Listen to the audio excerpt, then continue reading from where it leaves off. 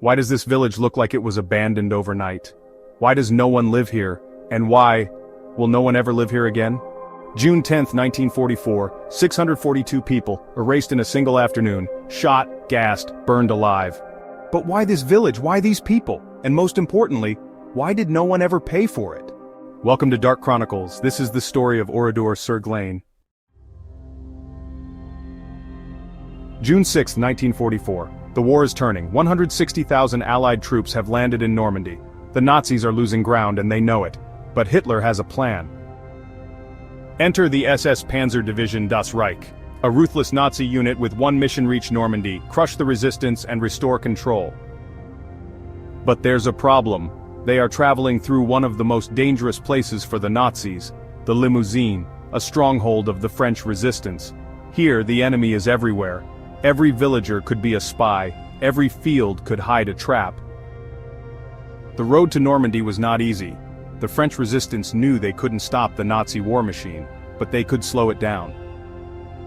April 1944. A 16-year-old girl and her school friends sneak into the Montauban rail yard under the cover of darkness. They carry a single weapon, abrasive powder, and with it, they sabotage 90 flatbed train cars meant to transport SS tanks to Normandy. It worked. With the rail lines compromised, Das Reich had no choice but to travel by road, a slower, more dangerous route, and that's when the ambushes began. At Grulejac, at Carsac, at Ruffiac, French partisans attacked, vanished, attacked again. By June 9th, the once mighty SS division was bleeding. Their march had turned into a nightmare, and the Nazis wanted revenge. And then, the breaking point. On June 9th in the town of Toul, the SS retaliates. 99 civilians are hanged in the streets, a message of terror. But for the Nazis, that wasn't enough. They needed to make an example, and on the morning of June 10th, 1944, they chose Oradour. Before June 10th, Oradour-sur-Glane was more than just a village, it was a sanctuary. A quiet, picturesque town, home to 1,300 residents, farmers, shopkeepers, teachers, but also refugees. Families fleeing war-torn Alsace-Lorraine had settled here, Spaniards escaping Franco's regime, even Jewish families, believing they had found safety far from the front lines. Children played in the cobblestone streets. The tram connected the village to Limoges. The school was filled with laughter, Madame Binet teaching her 106 students. The bakery, the butcher, the local winemaker. Life was simple, peaceful. No one knew that they were living their final days. Saturday, June 10th, 1944. A quiet afternoon in Oradour-sur-Glane. Then, a sound no one expected. Engines, the distant rumble of approaching vehicles. The sound grows louder, closer. By 2 p.m. they are here. The SS has arrived, more than 200 soldiers, well-armed, silent, efficient. They block the northern and southern exits of the village.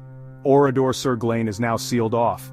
But the people, they don't panic. Not yet. These are not soldiers. They are farmers, shopkeepers, school teachers. They don't know what a Waffen SS division is. Many have never even seen a German officer before. And here's the most tragic part. They don't know what happened just the day before, in the town of Toul. On June 9th, the SS executed 99 civilians, hanging them from lampposts, balconies and telephone poles, as a warning to the entire region. But news travels slowly in the countryside. There is no radio, no newspapers, no whispers of what the Nazis are capable of. And so, when the SS commander speaks in perfect French, calmly explaining that this is just a routine identity check, they believe him. They follow the orders. Because why wouldn't they? The people of Oradour-sur-Glane stand together in the village square. Men, women, children, entire families gathered under the afternoon sun. The SS soldiers remain quiet, their expressions unreadable. No shouting, no threats, just orders, given in calm, precise French. A name is called, then another, then another. The villagers exchange nervous glances. It's just an identity check, right? Then the real order comes. Men to one side, women and children to the other. A brief moment of hesitation, confusion. A mother grips her husband's arm unsure. A father kneels to comfort his crying daughter. Then, cold steel presses against their backs. Move. The men are marched away in groups, each one escorted by armed SS soldiers. Some are taken to barns, others to garages, others to a large warehouse at the edge of the village. They are locked inside, the doors bolted shut. The women and children are taken to the church, a place of safety. Or so they believe. The last time these families see each other is this moment. The doors are locked. The village is silent. The men of Oradour stand in darkness, packed inside barns, garages, warehouses. No one knows why they are here. Then, a sound. A soldier steps forward. A machine gun is placed on a tripod. No orders, no explanation. Then,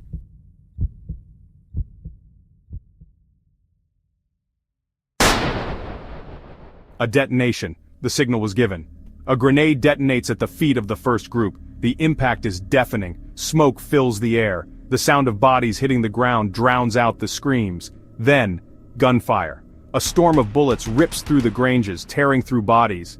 The SS aim low, shooting at the legs first. They don't want instant death, they want suffering. Men collapse on top of each other, alive, bleeding out. Survivors gasp for breath under the weight of the dead. They try not to move. If they move, they die. Then silence. The SS scan the pile of bodies. Anyone still breathing is shot in the head. Then, they bring in hay, wood, oil, and they light the fires. Thick, black smoke rises over the village. Meanwhile, inside the church, it's hot, crowded, suffocating. 450 women and children stand shoulder to shoulder. Some whisper prayers, others clutch their infants, trying to calm their cries. Outside, the air is thick with smoke. The fires from the barns are rising, but inside no one knows what's happening.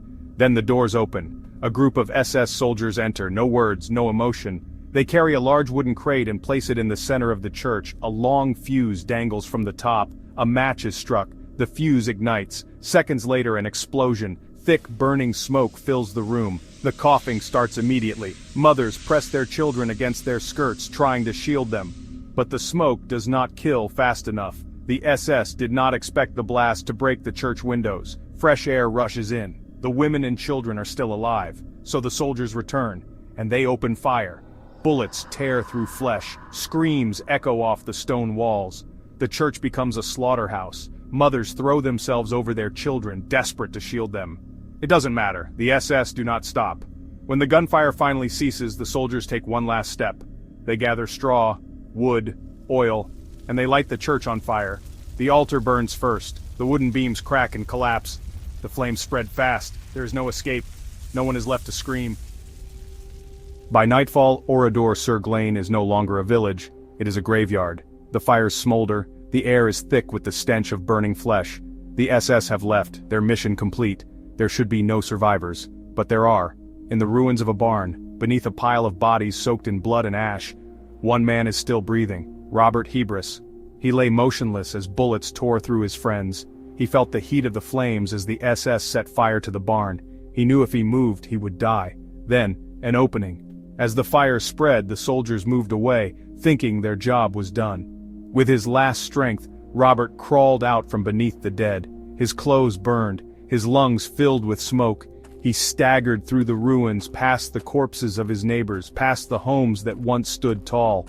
He was one of only 6 men who escaped the massacre, and inside the church, one woman still lives. Marguerite Roufanche. She was there when the gas exploded. She felt the bullets ripping through the crowd. She saw the flames climb the walls. As the fire consumed the church, she ran. She found a ladder, climbed to the shattered window, and jumped, 3 meters down, into the unknown. Behind her, 2 others tried to escape. The SS saw them. One shot, then another. The bodies fell lifeless to the ground. But Marguerite kept running. Wounded, alone, she crawled through the night, hiding in the bushes, listening for footsteps, waiting for death.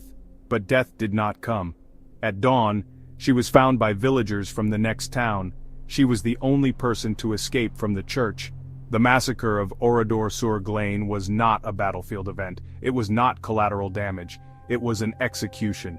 And yet, no one ever truly paid for it. Not even all the Nazis agreed with what happened at Oradour. In the days after the massacre, word spread fast, even within the German ranks. Complaints were filed, the Vichy government protested, and then came the ultimate shock. Erwin Rommel himself demanded an explanation. The official SS version? Oradour was harboring resistance fighters. Weapons. A captured German officer, except there were none. Stadler, the commander of the SS regiment, claimed he had only ordered the taking of hostages, not the total annihilation of the village.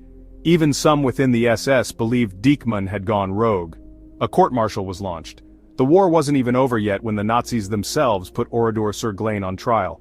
In January 1945, inside a German military court, SS officers sat in judgment of their own men. The accused, Adolf Dieckmann, the officer who led the massacre, the charge, excessive retaliation, not murder, not war crimes, simply going too far.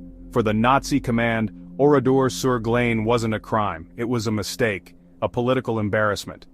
Dieckmann had ordered the execution without proper authorization, and that was unacceptable. The trial could have been a rare moment of accountability inside the Third Reich, but it wasn't. Before a verdict could be reached, Dieckmann was killed in action in Normandy. With him dead, the case was closed, no one else was punished. Even within their own ranks, the Nazis decided that Oradour-sur-Glane didn't matter. The war ended, the Nazis fell. But Oradour was not forgotten. 1953, a courtroom in France. 21 men stand trial for the slaughter at Oradour-sur-Glane. But there's a problem. Not all of them are German. 14 of the accused are Alsatians, Frenchmen who had been forcibly conscripted into the SS. The trial divides France. Some see them as traitors, others see them as victims. In the end, 20 of the 21 are convicted, but just months later, the French government pardons the Alsatians. Oradour-sur-Glane had been erased in one day. Its justice was undone in less than a year. For many, the wounds never healed. 69 years after the massacre, Germany finally takes action. A 92-year-old former SS officer, Werner C., is charged with complicity in the murders. But in 2014, the case is dropped due to lack of evidence. No one ever truly paid for Oradour-sur-Glane. Marguerite Ruffenche, the only survivor from the church, had been shot 5 times. She lay in agony for 48 hours, hidden among the corpses, before villagers from a nearby town found her. For Robert Hebras, the nightmare wasn't over either. When rescue workers arrived days later, they faced an impossible task.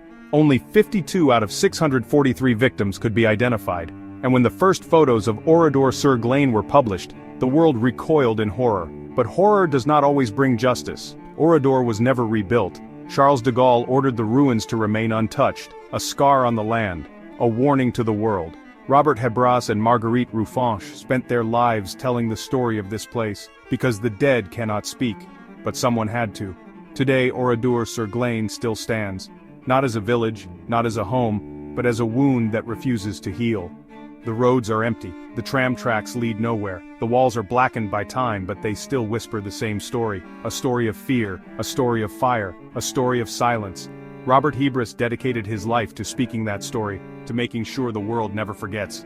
He passed away in 2023, the last surviving witness of Oradour-sur-Glane. Now only the ruins remain. No one lives here, no one ever will, but Oradour still speaks. All you have to do is listen.